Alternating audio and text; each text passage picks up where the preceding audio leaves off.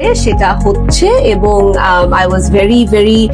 Lucky যে এত সুন্দর একটা গল্পে এত সুন্দর একটা কেমিস্ট্রি পেয়েছি, তাও আবার উইথ অবভিয়াসলি দ্য মেগাস্টার। তাণ্ডব সিনেমাতে অভিনয় করেছিল সাবিনা নূর শাকিব খানের সাথে, কিন্তু তাদের মুহূর্ত ছিল খুবই কম,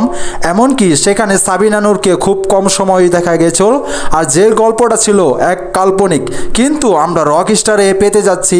সাবিনা নূরের সাথে মেগাস্টার শাকিব খানকে বেশ দারুণভাবে জমিয়ে তোলার জন্য, কারণ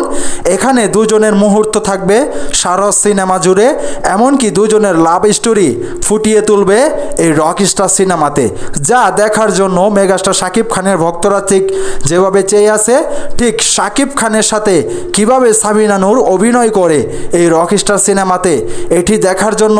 মেগাস্টার শাকিব খানের ভক্তরা চেয়ে আছে। কারণ যেখানে সাবিনা নূর আসলে বাংলা সিনেমার ইতিহাসে এই দ্বিতীয় সিনেমায় মেগাস্টার শাকিব খানকে তিনি পেতে যাচ্ছে, এমনকি এই সাবিনা নূর কেমন করতে